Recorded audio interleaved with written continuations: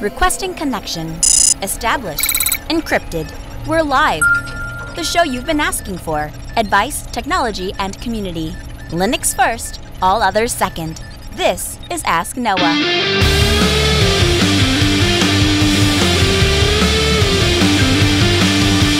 Live from Multispeed Technologies, the Ask Noah Show starts right now. This is the show where we came to do all the things on Linux they said couldn't be done and take your questions on how to do the same.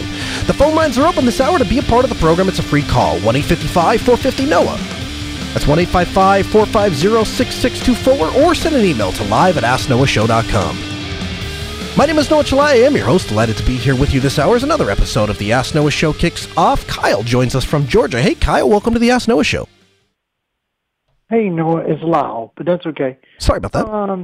I got a question. I want a new desktop, and I don't know, the colors and the audio doesn't seem quite as good as it does when I dual boot into Windows. Okay. If I bought a Dell that was specifically designed for Ubuntu, they got a precision, or if I bought a System 76, would the colors and the audio be better with the onboard stuff?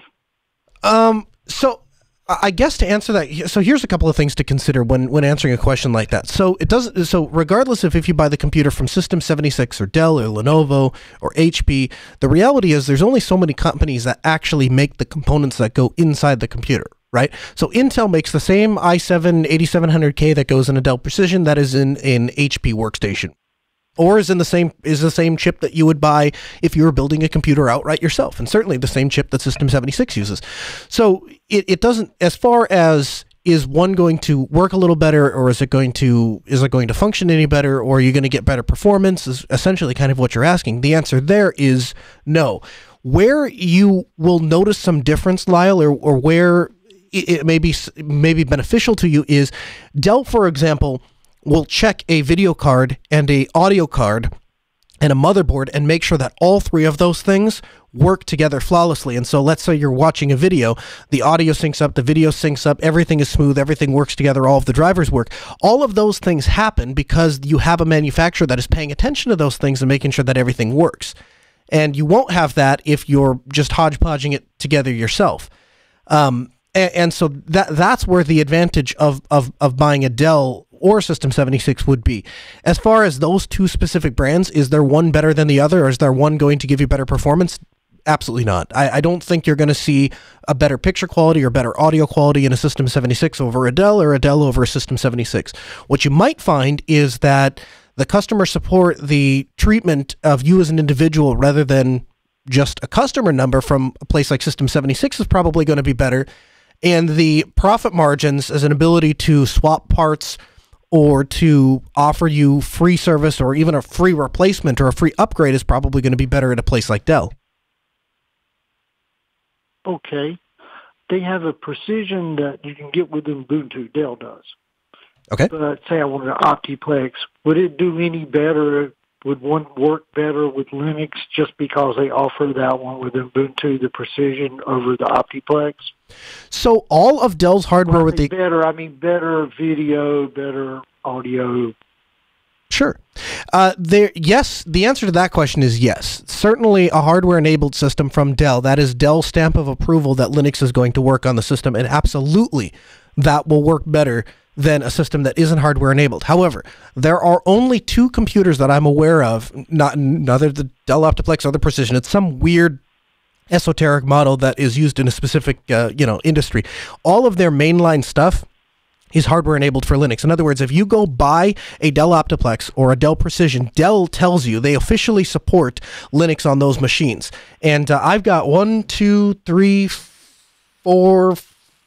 Dell Optiplexes sitting underneath my feet that are powering this show right now. And they all have Linux. They all have Windows 7 stickers because I didn't purchase them with a guarantee that they would run Linux. I just happen to know that all Dells do. They are all hardware enabled for Linux, and they run great. I've never had a problem with any of them. And this studio has to run whether or not I'm here because I do 50% of the shows from the road, right? Cool. Oh, one other thing. I met Jeremy 2 years ago at Self, and he talked about how busy he was on the podcast. He stopped and talked to me for 15 minutes. He didn't know who I was. He's a great guy. He is. He's a fantastic guy. It was really nice. He stopped to talk to me.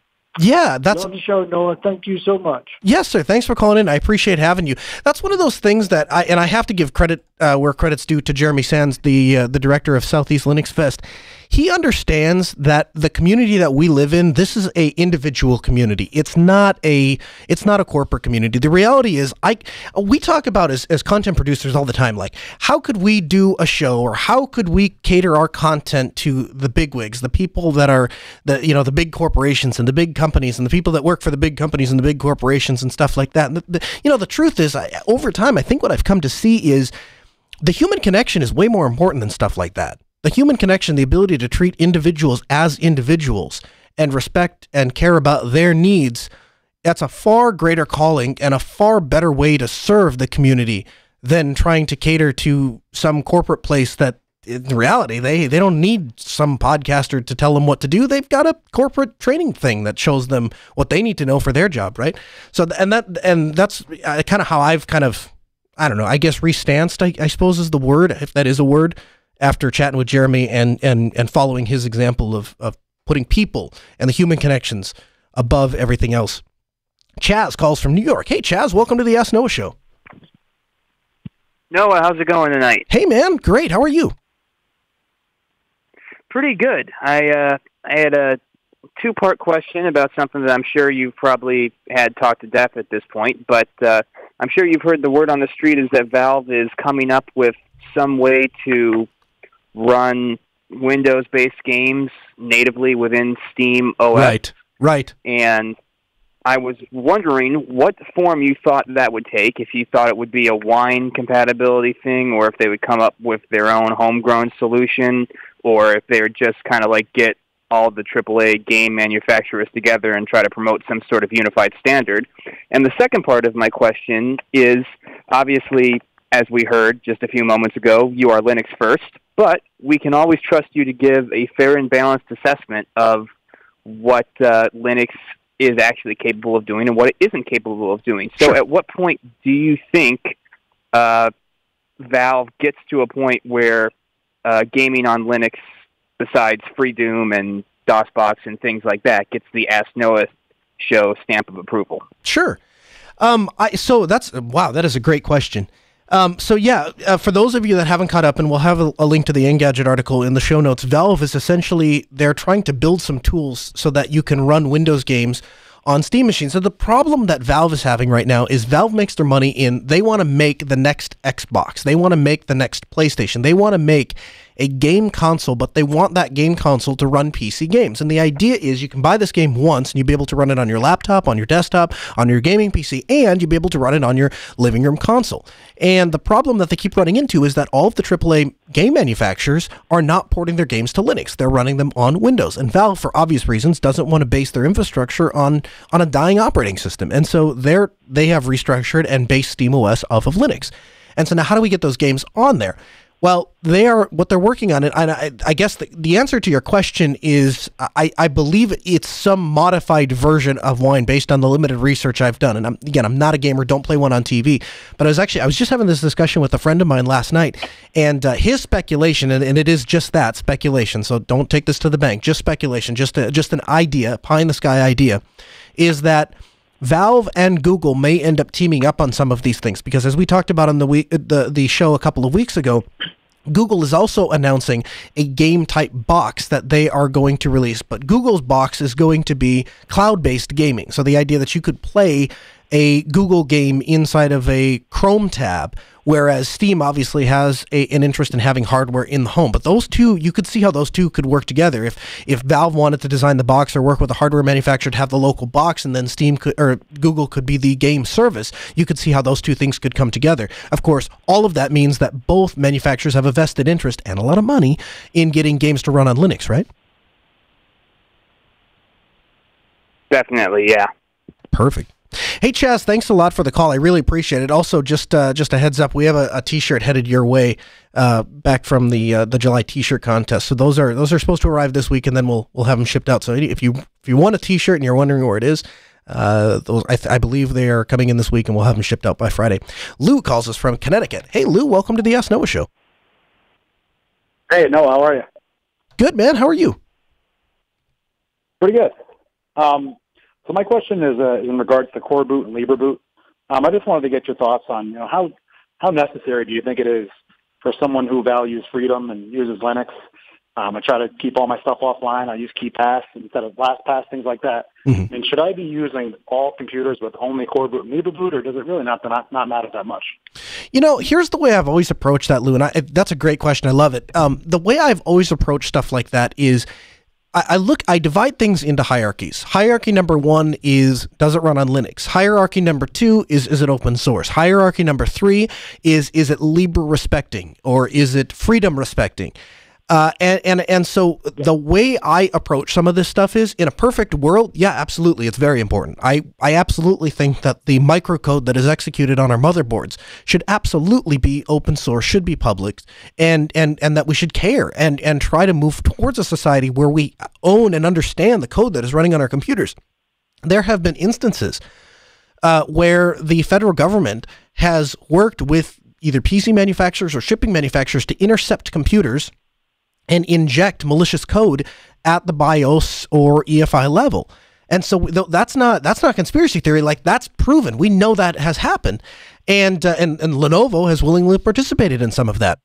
And participated in loading software on the BIOS so that when you reinstall Windows, it automatically reinstalls this, crapware on your system. And so there's absolutely a concern for it. There's absolutely a reason to care. My issue is the problem I run into is I have some pause at worrying about what is happening at the microcode level, and if it's a Libre boot system versus just the regular Dell UEFI system, until we get something like, Adobe Premiere on Linux. Which one of those battles do we want to fight? Because it's fine to say that we're going to take a hard line in the sand and everything better be Libre respecting. I can respect that. If that's you, you have friends on this show. You're perfectly accepted here, and I want to have that discussion. But do I think that, or would I want to see people spending their time, effort, and money on advocating for a Libre boot system while we still, we're going to talk to a gentleman later today, and he's having a difficult time doing some of his graphic design stuff on Linux because some of the software doesn't exist on there. And so where would I rather see us spend our time? Well, I would rather us solve the big problems first. Get the masses, get the people and the software over to Linux. And once we solve that problem, then we can start working on open source solutions or replacing proprietary software with open source solutions. And then once we've solved that problem, then that to me seems like the appropriate time to have the discussion of, let's worry about the microcode at our boot level. That happens, for 3 seconds when we start the computer up, right? Yeah, no, I agree. But if you, I just had one follow-up question. Yeah, please. Oh, sorry. Just because I'm okay with my computers now, but I just worry about the future. Like, I firmly believe the money I'm spending should be going to something that I believe that I support. Should I be looking more at the Purism laptops, who I know they do support the Core Boot at least, or should I look at something like a Dell XPS, which I've used before, and it's right. great. I know you guys talked about it before. It's definitely a premium you're paying for the Purism, and right. It almost sends the wrong message to Dell. It's like, okay, well, Linux users aren't going to deal with this anyway, so screw them. Exactly.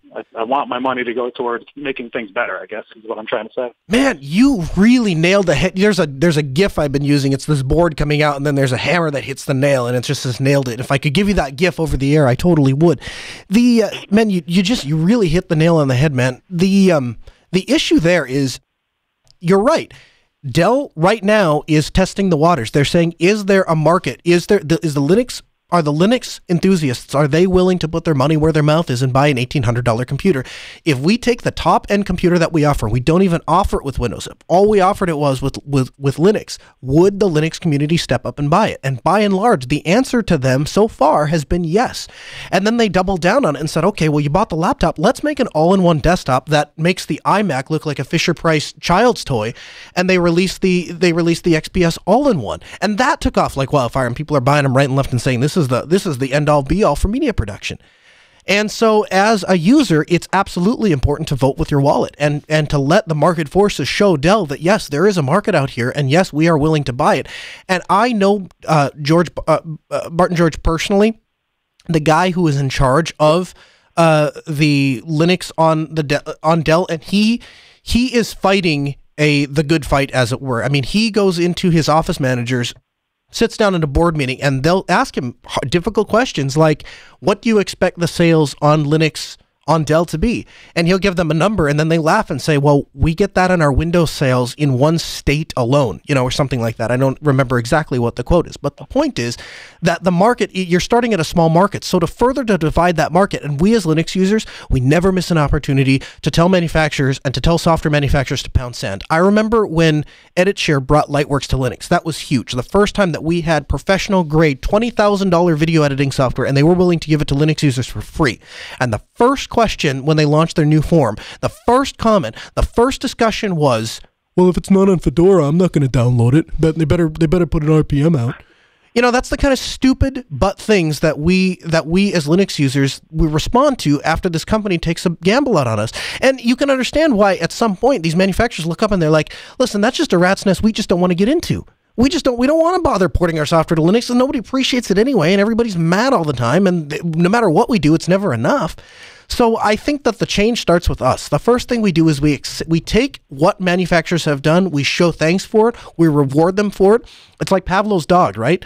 They do something good, we give them a treat. They do something better, we give them a bigger treat. And we just continue that response. And I think naturally, these manufacturers, Dell doesn't care what they make computers for. They don't care if it runs Windows. They don't care if it runs Linux. Heck, they don't care if it runs Mac OS. If Apple wanted to port Mac OS to Dell computers, Dell is in the business of selling laptops. The software that goes on top of it, they could care less. Now, to a certain degree, if you can have a lot of people that are more happy with a Dell product than a Mac product because the Dell that's shipping with Linux is more reliable, is more secure, is more stable, and it makes developers happy, that's a win-win-win for Dell. And so it's one of the reasons that when we went down to Dell and chatted with them, one of the first questions they asked is, how can we use Linux to produce media? Because right now, Apple kind of owns that market, and we want to get into that. We know we have a better physical product. We need the software to go with it. So what can we do? And that's the kind of discussions that are occurring. And I thank you very much for the call, Lou. Did that answer your question? Oh, yeah, definitely. Yeah, that was so helpful. If you, I know you got some people's ears at Dell, if you can ever mention, if they can add core boot support and somehow neutralize ME, I'd be at 100% sold. I might be sold already, but just something to think about. So thank you so much, Noah. Awesome. Yes, thank you for the call. I will. I'll pass it up the chain, and we'll see if anything comes from it. But yeah, and I didn't mean to get off on too much of a tangent or a rant, but that's kind of where I break down on that. I think we need to do a better job of conquer and divide, figure out where our goals are, and then concentrate them and laser-like focus on each goal as we knock them out. And once we knock out the first goal, then we'll move to the next one. John calls from Arkansas. Hey, John, welcome to the Ask Noah Show. Oh, hey, John. How's it going? I'm using Exerbo Linux, and I'm trying to run Call of Duty World War II on it, and it's not working. Do you know how to fix that? Are you trying to run it natively or through Wine? Yeah, I'm trying to run it natively, but it says the exe doesn't recognize it. Sure. Yeah, no, and so the reason for that, John, and I thank you very much for the call. The reason for that is that Linux, the exe uses something called PL code, and PL code is what Windows uses to execute essentially code. That's how the machine interprets code. Linux does not interpret PL code, and so the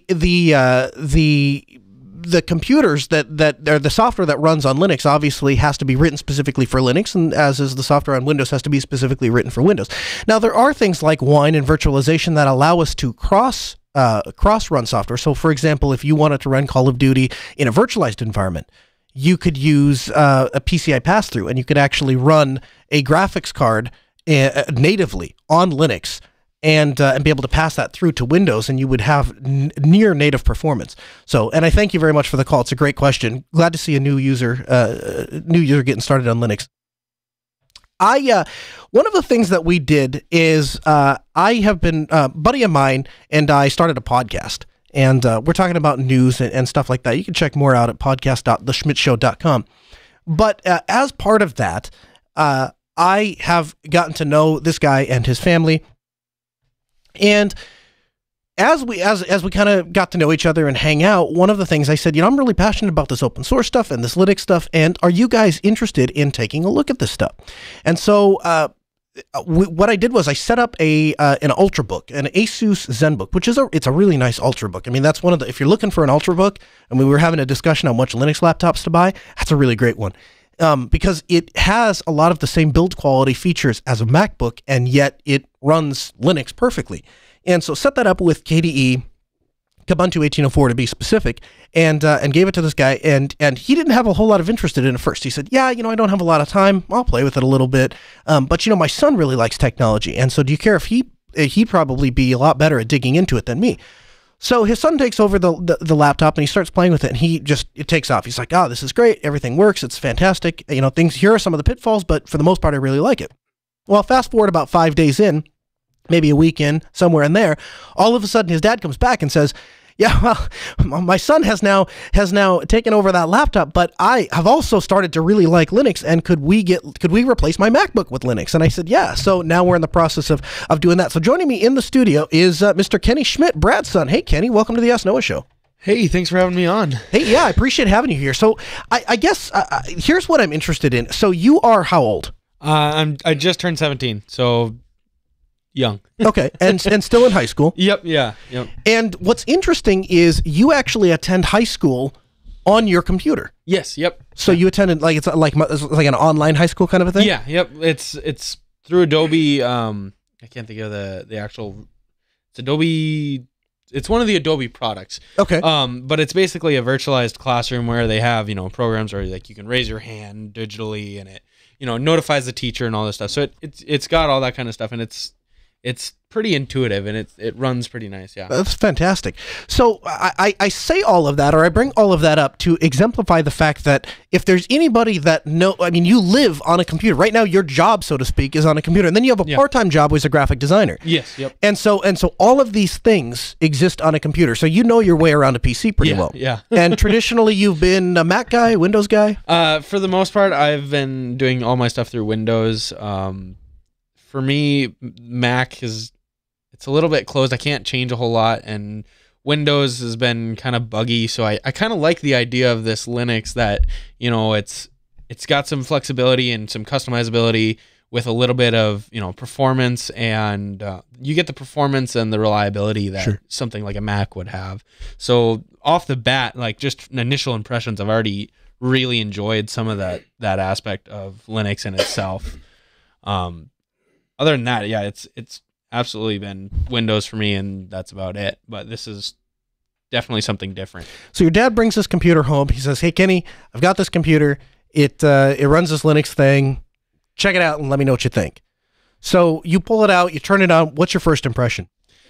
Okay, so the first thing I did was I went and I downloaded Chrome, because for me that's what I've used. That's where everything I like is normal. So I went and I downloaded Chrome, and I went to Google Chrome's website, and I hit download and install, and I go in and I hit install, and it says, install package and all this stuff. And it's very different than your typical Windows install. It's not, run okay. It's got, you can actually see the terminal doing all the code and, reading out in front of you. So you actually get some feedback of it. And I thought, oh, that's kind of strange. And so once I got Chrome installed, I kind of go through with all my computers as I get them, as I go, okay, so all my stuff that I'm going to use on them every day, I'm working on a project in Corel, so I'm going to have music, so I can work and not listen to music. So I go, okay, so let's go Spotify, because that's what I use for all my music. And I go and I look, and I get to Spotify's website, and it auto detects that I have a Linux machine. So it goes, okay, you can't download a native installer like you can on Windows or Mac like you can normally. And I go, okay, well, this is kind of strange, and I'm not 100% sure on this. But actually, me and Noah had met up for, we had a competition shoot that he was trying out, and kind of, he's trying some of my interests, I was trying some of his. So we kind of traded back and forth. So as we were meeting, I had kind of asked him about this topic of, how do I, what's the best way to get some of these like basic programs that I was like really, I couldn't figure it out quite right away. And he showed me this website called Snapcraft.io, which is, as he's probably talked about on the show before, is really a simple way to get, I'd say, 90% of your average everyday apps. Just easily update, the quick updating, the reliability, the easy install, literally just typing in and like even on their website, they have their copy and paste install that you literally just copy it, open the terminal and paste it in, and it loads. And it works the programs themselves aren't like a dumbed down light version. They're all full-fledged programs. So that's what I did. So once I got all that in, and I really started to like that. And like he suggested Inkscape, which is their like a really good vector program for Linux, and I tried that, and I was kind of thinking, well, it's missing some of the tools that I need. I use like power tracing tools for outlining things, and the Inkscape program had some of that, but it also did it in it did the same thing but in a different way to that I'm used to. So I was kind of talking to him. I was like, hey, what's the best way to get this Chrome thing? I don't see it on the Snapcraft website. So what's the best way? And he had kind of said, Wine, VirtualBox, and dual booting was kind of the solution. So, and this is this is to get Corel Draw on the computer. And they do have. He did say that they had Corel. I believe it was Photo Paint is their other one. What is the? I have to look that up. What is the Corel photo editor? There is. It's similar to Photoshop, is what I believe it is. Right. Yeah. Paint Shop Pro. Yeah. So Paint Shop Pro is available actually on the Steam Show. Yeah, on the Steam store. Yep. Yeah. Yeah, and that's the one we looked at, and I wasn't. I believe that's more similar to like Photoshop, whereas the actual draw program that I use is similar to Illustrator, Adobe Illustrator, in the fact that it's a vector versus a raster program.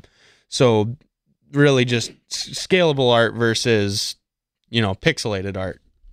Right, and so what you're doing right now is we're in the process of setting you up a virtual machine. You're going to use the virtual machine to do some of the just so that you can, because the thing is when you're switching, and this is what I kind of talked to you about on Telegram a little bit. When you're switching to Linux or when you're getting started with Linux, that's not the time to just interrupt your work, right? Yep. Let's get the work done first, and then in your free time you can say, now I wonder if I could do that thing in something Inkscape. like Inkscape, yeah. But it gets super frustrating when, like, you were trying to work on this graphic, and you're like, I have to get this logo done for this client, and now I'm sitting here trying to find a tool in Inkscape like that. It's just not a good way to work. Yeah, for sure. So what we're gonna do is we're gonna finish setting up that virtual machine, and that will get you back on Corel Draw. And you'll be able to get your work done. Yeah. And then over time, I'd be interested, because one of the things you said that I think stood out to me is, Kenny, you said the way that Inkscape interprets the pen is the closest that you've seen as compared to any other software that you've tried, including Adobe Illustrator. Yes, for sure. Yeah, I've used Adobe Illustrator and some other vector programs, and you get a very specific feeling for how the tools individually react and respond, and how they just work in general. The feeling of when I pull the cursor this far off into this direction, it's going to make that shape this long, or it's going to bow out this much, and Inkscape has been the only program that I've tried that has had a similar feeling and kind of felt at home for me with their just general tools that they had. And it's the closest experience to what I've seen in Corel. But there are those minor things of like some of the tools, but like for the most part, I would say Inkscape comes closest to what feels like at home and natural for me. That's awesome. Yeah. So I'd be interested, as you continue to go through, to have you to stay in touch with you and just kind of see how that process goes, and especially, there are other programs that do some of those same things, like we were talking about Krita earlier today. Yeah. Very good for freehanded drawing and stuff like that. Painting tools. Yep. Right. Exactly. So if you start working on and going kind of down that road, I'd be interested to see what your take on Krita is.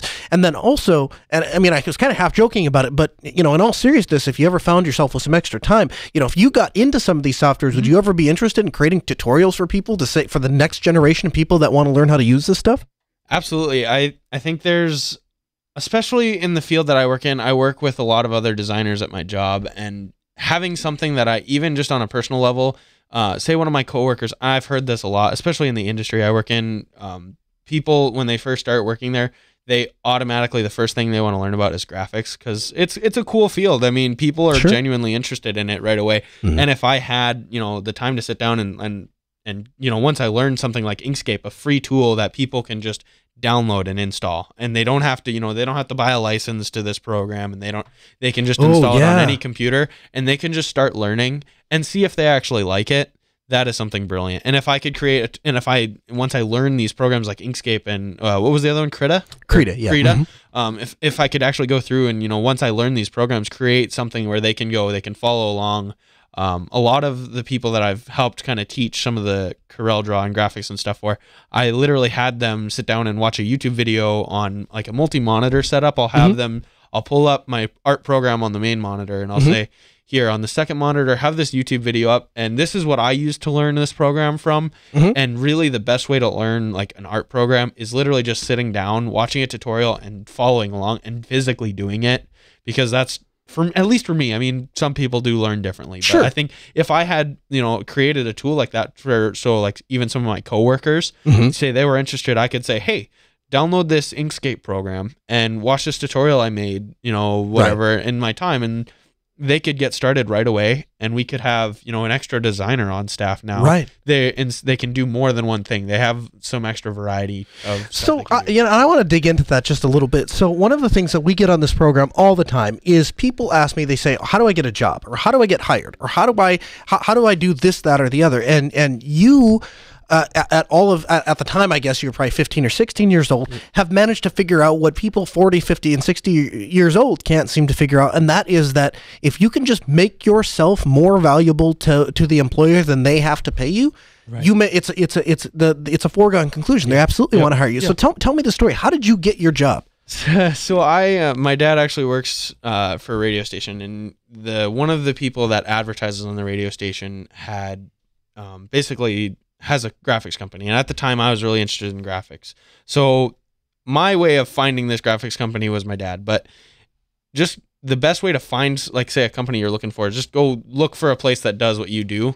And if it's not exactly what you want to do, find something that's close and then go there and like, just try it and see if they'll let you learn. What I did is I literally went to this company and I said, hey, I went to the guy who owns it, because it's kind of a small company, a small town, and I said, hey, can I sit in and just learn what you do and try it out, and I don't care if I have to go get your coffee and do the crap. Just let me exist here. Just let me be here and learn about this.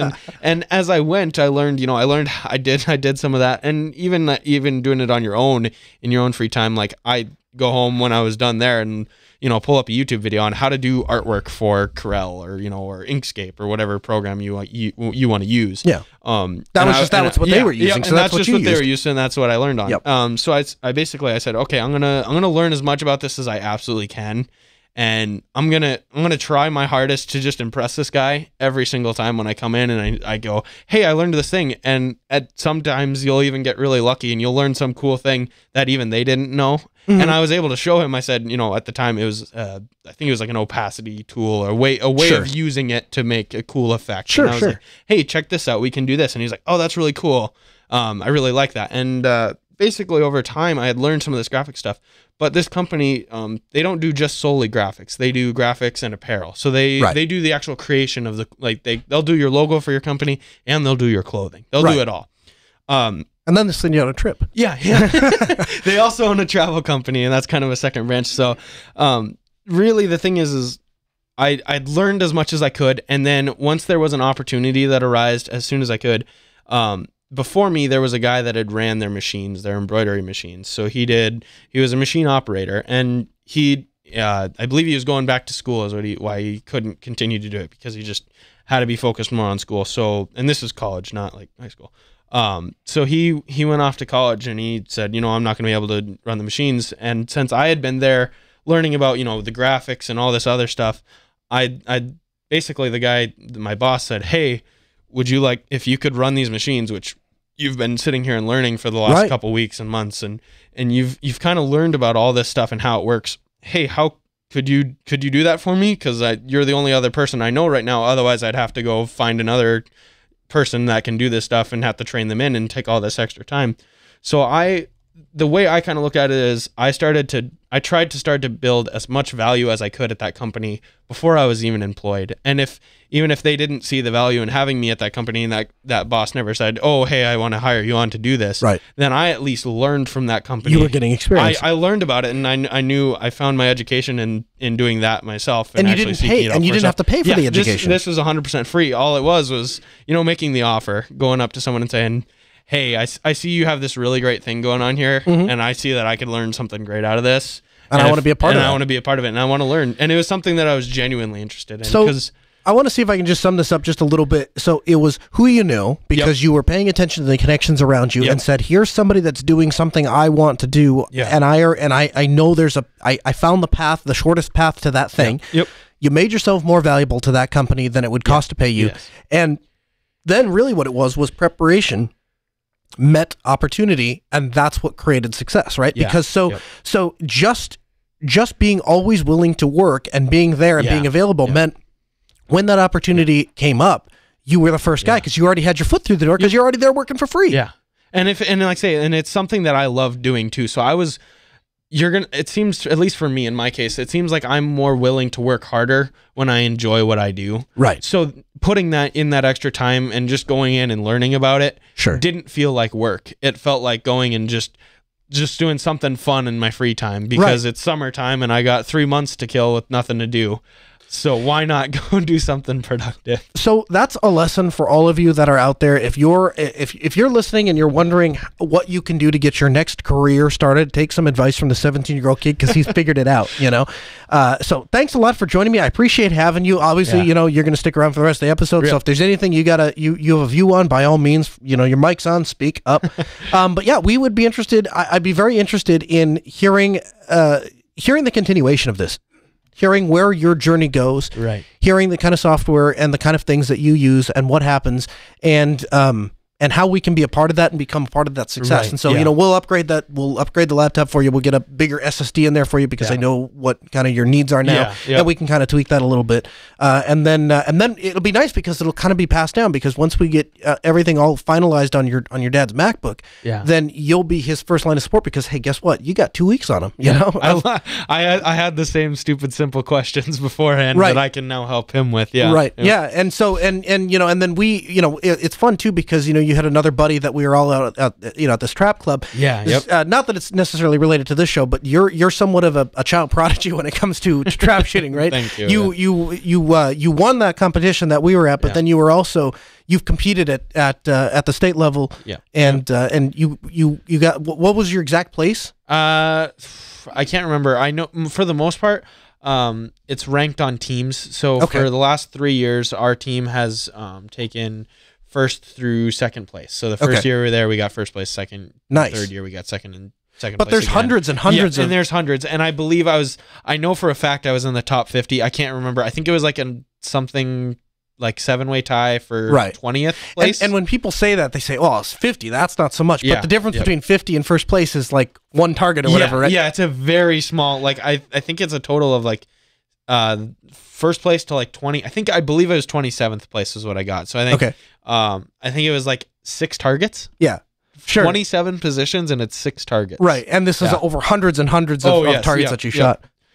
Well, very good. And like I say, you're a great guy, and it's great to have you here in the studio. I'm happy that you're able to take the time to be here, and you offer a very interesting insight for me as a Linux enthusiast because there are not a lot of people that have grown up in the same circumstance that you have. So a lot of people, they are predisposed because they grew up on Mac and on Windows. And my kids, for example, they're given Chromebooks. And so my son, everything in his life revolves around Chrome. And so on his laptop, obviously he's got Linux, but he wants to do everything inside of Chrome because that's what he's comfortable with and that's what he knows. And so to have somebody that did not necessarily participate to the same extent in the public school system, but at the same time has a very high-level technical background and does a lot of these things at a younger age.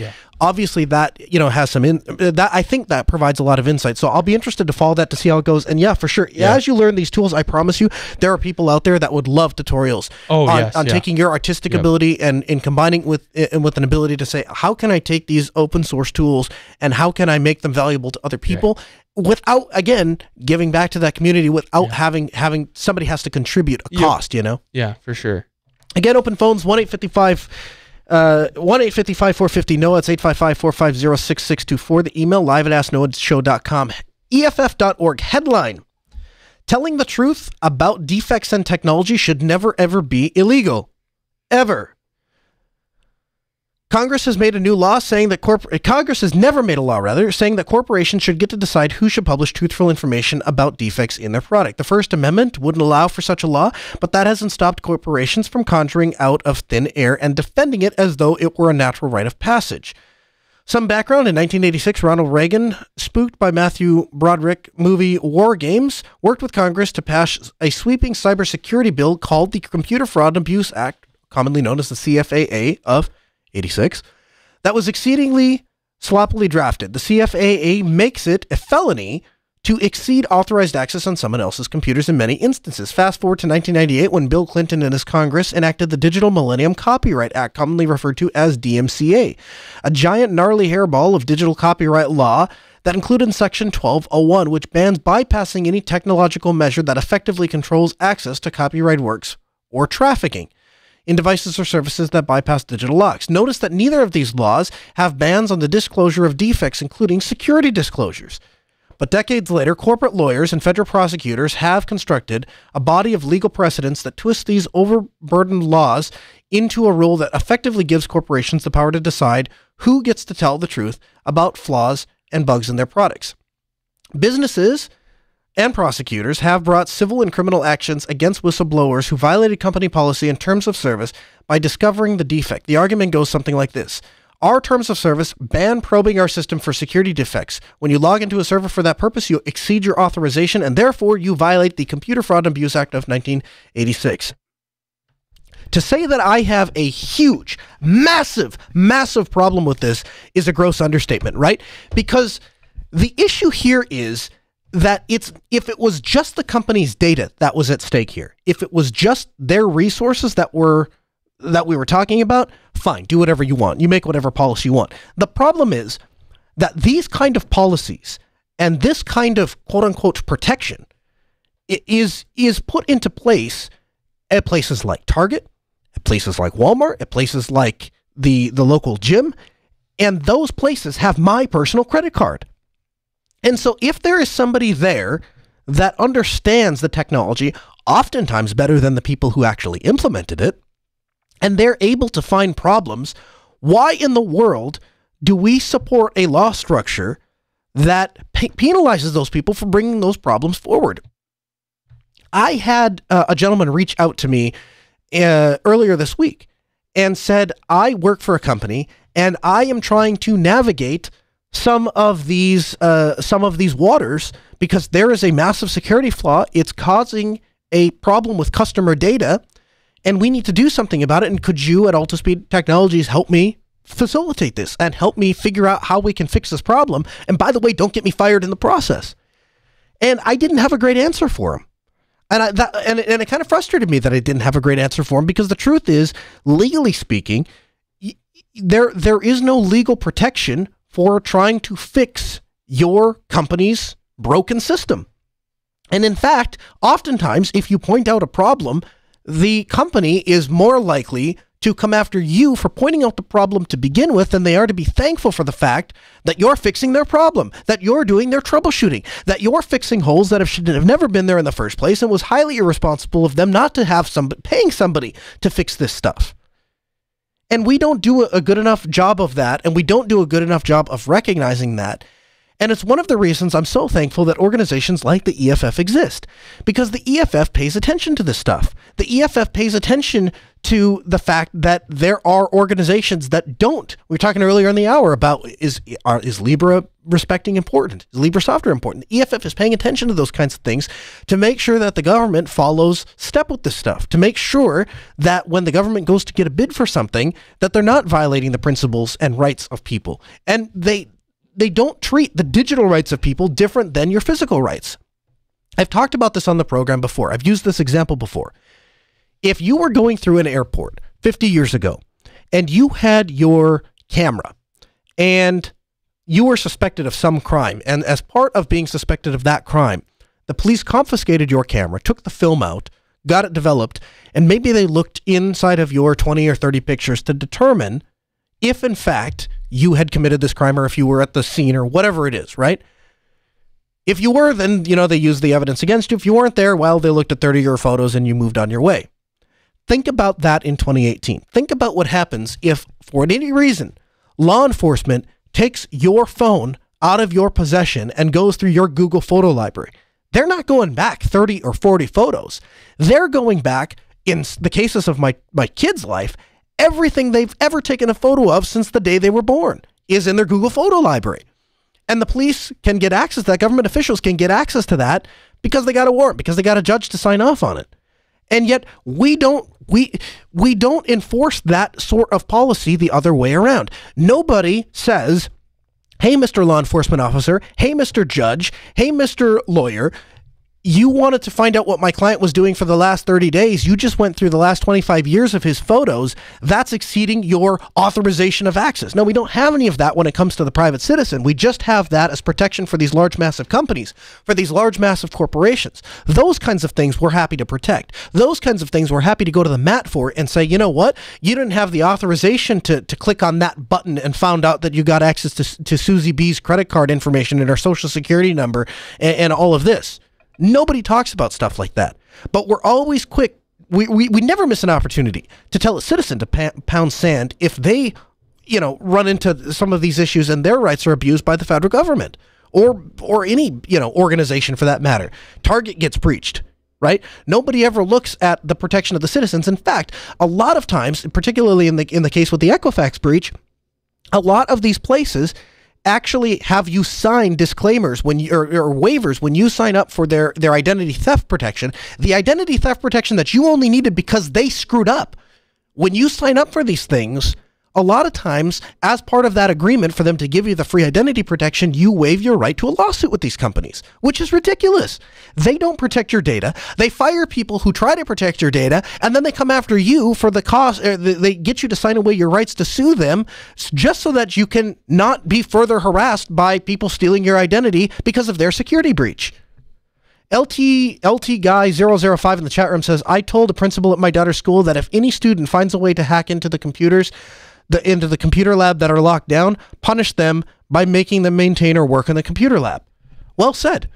We had a guy on the 1 year anniversary of the show. We did it live from Minneapolis, St. Paul. We did it from the Tamarack Tap Room. It was a great time. Had a lot of guys and girls come out to hang out with us and celebrate the 1 year anniversary of the Ask Noah show. One of the things we heard, because there was a lot of educators there, one of the things that we heard from every educator was that we have a problem in this society where we punish kids. And we tell them from a young age, don't try to do that thing. Don't try to access that thing. Don't try to break that thing. Don't penetration test that thing. If we're doing our jobs right as system administrators and as developers, there should be absolutely no concern about somebody knocking on wood, because you're not going to break anything because we've done a good enough job of securing it in the first place, right? 1-855-450-NOAH. It's 855-450-6624. You can email us live at AskNoahShow.com. This comes to us from ARS Technica. Headline, a review of Monitor IO, a little gadget that wants to talk to your internet. Monitor IO is a $100 IoT gadget that tells you whether your internet is working properly or not at all. The idea is simply that you put this black box plugged directly into your router into a quick glance, and it has a color-coded screen that will let you know if your internet is working solidly or if it's having some problems or is just plain out. Monitor IO promises to tell users granular details like how long a connection has been up, sketchy or not. I'm a very senior sysadmin with a hand-configured Linux router and a panoply of tools ranging from NetData to NTOP, NG to Nagios and enterprise-like wired and Wi-Fi access point systems. Despite all of that, Monitor IO manages to offer me useful insights into my internet connection and local network that I didn't have and would be pretty difficult to duplicate. For a $100 IoT gadget, that's pretty impressive. Now, you guys know, for the most part, I don't particularly care for IoT gadgets. You guys know that for the most part, I don't like cloud stuff. But this is pretty cool. This is pretty cool because when I call my ISP and I have questions or I have problems, the first thing they want to know, how long has the connection been out? How long is the connection working? Has the connection, what time did the connection, they want all of these details. And a certain amount of that is because they literally can't fix the problem if they don't have it. Other times I get the distinct impression that they are just trying to, basically they're trying to push me off. They're basically trying to say, we don't care. And if we just ignore you, eventually you'll go away.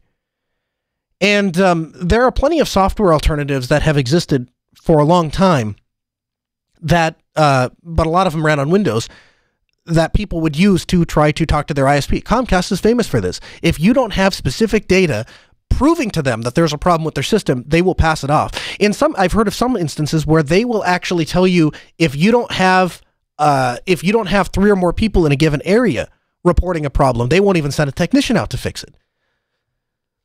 So the idea that you can plug this box in and start to gather that useful network metrics that you can actually use for troubleshooting your own internet connection, that's huge to me. The other thing is just the ability of knowing that my internet is out versus do I actually have a network problem in my house? Is the Wi-Fi down? Those kinds of things are remarkably useful to me. Now, here's the truth. The truth is that I have 3 internet monitors. I have to feed them and clothe them, but they are addicted to their tablets and Netflix and YouTube and all of that stuff. So the internet doesn't go out at our house for more than about 6 seconds, and I start hearing about it with 3 very loud alarms telling me that the network is experiencing high latency and that I need to resolve it immediately, right? And the nice thing about those network monitors is they're mobile. They will come to whatever room you are and notify you, and they don't require an internet connection either. They work right on the LAN. But the ability for this device to monitor your internet connection just with a color thing, I can just look over and see that the internet connection is poor because the color is purple, or the internet connection is green, so it's perfect, or it's red because it's totally out. That is super useful to me. I can't imagine if I lived at a place where I didn't have very good internet, if I lived in an RV, or I lived out at a lake, or I lived out where I had satellite internet or something like that, how useful it would be to just look at a box and be able to look at the color and know, oh, the internet's doing good, or the internet's not doing good, or whatever. So, not a big fan of cloud devices, even less of a fan of IoT. It comes with my usual Ask Noah show warnings, which are, if you're going to plug a box like this into your LAN and forget about it and just look at the colorful lights, keep in mind, there's a little computer in that thing. That little computer can be compromised. That little computer needs updates. So time will tell if this company is actually issuing updates to these things and is being responsible about keeping them secure, or if it just becomes a wide open gate on your network, especially for the fact that by the very nature of the device, it can't be VLAN'd off. It literally has to exist at least has to have a pipe to the world. I guess you could put it in its own VLAN and then just trust that VLAN is connected. All your VLANs are on the internet. But for the most part, despite all of the standard usual Ask Noah Show warnings, I think this is a cool device. I will be picking one up, and I'm going to check it out, and not sure if I'll stick with it. I somewhat suspect that there are probably some open source alternatives to this that I could just make out of a Raspberry Pi. But I have used the little ping indicator on Arch long enough to know that having a consistent internet connection meter is an important thing. We'll definitely be getting one here for the studio, because knowing what the internet here is everything, right? If we don't have an internet, we don't have a show. We got the FM show, but we don't have a show. So I have to be acutely aware of what the internet connection is. 1-855-450-NOAH. It's 855-450-6624. You can email the show live at AskNoahShow.com, or you can join our interactive Mumble room, mumble.jupiterbroadcasting.org. Change the last port number to 4 and join us in the on-air channel. Scott does that and joins us in Mumble. Hey, Scott, welcome to the Ask Noah Show. Hi, Noah. How are you? Hey, excellent, man. Man, your audio sounds great. Thanks. I just had a question about, it's kind of a multi-part question. So, sure. I have a couple of domains with Namecheap as my registrar. And when I signed up for them, it was real cheap. And, they had some basic DNS services and stuff like that. It was real nice. But as far as the actual registering your domain, what are you actually paying the registrar for? What is the yearly subscription for? Sure. So when we look at domains, domains read from the right backwards to the left. It's kind of backwards, right? So for instance, the very ending domain is com. And then from com is separated by a dot, and then is your name, and then separated by that is a subdomain, and separated by that is another subdomain. So, for example, I do some contract work out at the University of North Dakota. My UND email address is noah.chalaya@und.nodac.edu. And so there's a lot of subdomains in there, right? The very last one, the one at the far right, is what's known as a top-level domain, or a TLD. A top-level domain is something that all DNS servers can resolve or understand. So, for example, if and I'm just making this up because there are a lot of top-level domains, so maybe this does exist, but asknoahshow.com, or no, .asknoahshow is not a top-level domain. So if I made a website that was www.asknoahshow, that wouldn't resolve because DNS servers wouldn't know to recognize the top-level domain Ask Noah Show. So there is a organization called ICANN that organizes all of the top-level domains. Traditionally, they have been .com, .net, .org, .biz, but in recent years, we have expanded that out to be .io and .ninja and .sam and .whatever, right? And so we have a lot of these. And so that's what you're paying for, is you're paying for ICANN to tell all of the DNS servers, hey, this .scot, for example, I'm sure that's probably one. .scot is a valid top-level domain, and so if anybody has .scot, here is the DNS server you look at to resolve .scot addresses, and then that DNS server then resolves, my website .scot. Okay, and that's kind of where my question starts. Is like, so where do we go from paying the ICANN to paying GoDaddy or Namecheap? Like, Where does that come from? So you could decide to be a registrar, and you could register all the paperwork and all of that, and you could sell then domains registered to Scott's domain service through ICANN. You could totally do that. But GoDaddy, and I use Register for Less, Namecheap, all of these, they work with ICANN to facilitate between each other so that only one person can own, obviously, something.com, right? Yeah. Does that answer your question? Yeah. Is there... So you can have any registrar then, as long as they can interact with ICANN? Correct. Certain registers do not support every domain, top-level domain. So, for example, Register for Less, who I love, they only support like 6 top-level domains. And so all of the rest of them, I use Gandhi, because Gandhi supports every top-level domain under the sun. They are insanely cheap. They support privacy, and their renewal system is amazing. Cool. Awesome. Thank you very much for the thanks for the Mumble question. Mumble.jupiterbroadcasting.org. You too can join the conversation. Domains are an interesting subject, and domain names are an interesting subject. There was a time back when we started Altispeed Technologies. One of the reasons that I went with the name Altispeed, it was actually a name generator. And I don't know if I've ever told the story on the air, but it was a name generator. It was a website that generated basically business names based on a number of criteria. And so the criteria that we were looking for back in 2009 when we started Altispeed Technologies was we wanted something that ranked well in the yellow pages. Because back in 2009, people still used phone books to call for IT services, and we cared. Today, that obviously is not so much of an issue. But so we cared about our yellow page listing. It looked at what was available, what Twitter handle was available. It looked at what .com was available. And based on all, it looked on what Gmail address was available, and based on all of those things, and also based on what we had for our what we were trying to sell. So we were trying to sell, at the time we were working with a speaker manufacturer called Sunfire, and we were working on fast networks and fast Wi-Fi and stuff like that.